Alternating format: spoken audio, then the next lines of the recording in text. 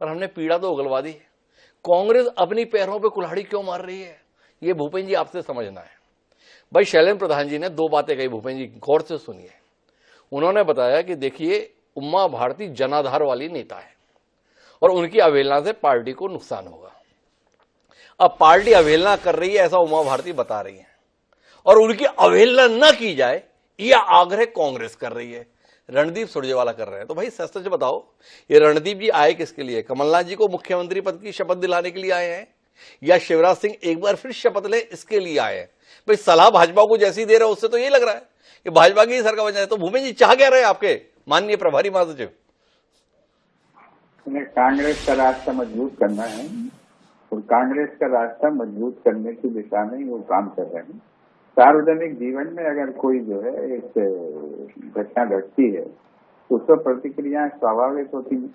आप देखिए कि अभी इंडिया का निर्माण हुआ, मोहन भागवत जी जैसा जो है गैर राजनीतिक संगठन, उनको भी बोलना पड़ रहा है कि साहब भारत इंडिया मत बोलिए, भारत बोलिए, जबकि ये बात वो उन्हें समझानी चाहिए थी मोदी जी को कि स्मार्ट इंडिया और जब स्टार्टअप इंडिया और सारी इंडिया बन रही थी।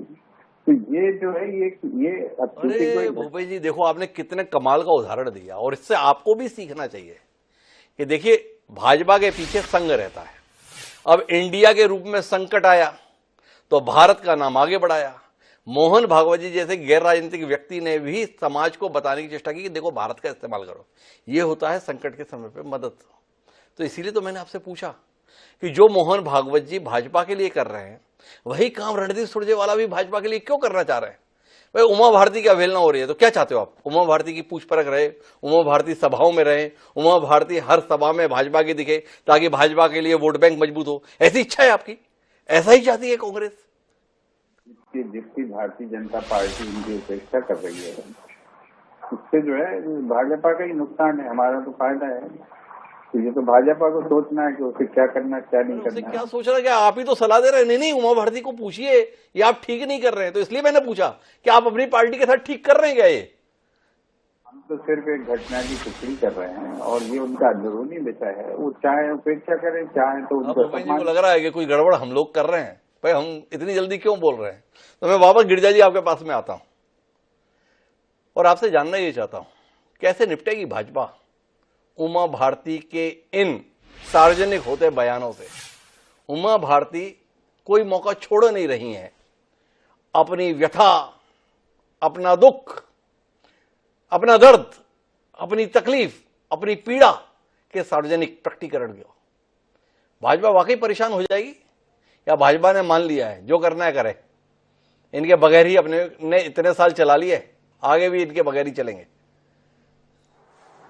जी देखिए, जो उनके असंतोष का ये प्रकटीकरण है ये पहली बार नहीं हो रहा है जी। पिछले लगभग 2-3 सालों से कभी शराब के मुद्दे पर, तो कभी मंदिर के दरवाजे खुलवाने के मुद्दे पर, कभी किसी और मुद्दे पर वो इस तरह की अपनी जो प्रतिक्रियाएं देती रही हैं सार्वजनिक रूप से। लेकिन कभी भी पार्टी ने, पार्टी के बड़े नेताओं ने, पार्टी के हाईकमांड ने उनकी टिप्पणियों को कभी भी उस पर गौर नहीं किया जी। ये उनको एक तरह से देखा जाए तो उनको और उग्र करने का काम किया कि वो किसी भी तरह से जो है उनकी किसी भी टिप्पणी पर पार्टी के बड़े नेताओं ने कोई प्रतिक्रिया तक नहीं दी।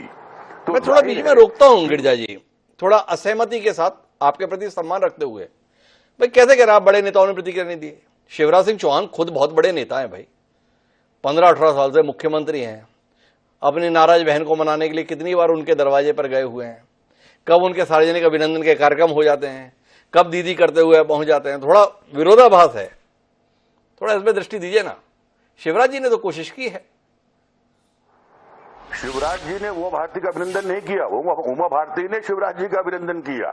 नहीं वही तो कह रहा हूं मैं भाई, वो भी पहुंच जाते हैं दीदी के पास, फिर वो भी शिवराज जी को अपना भाई बताते हुए उनका अभिनंदन कर देती हैं। तो ऐसा नहीं है, मिला जुला कुछ ना कुछ मामला तो चलता रहता है।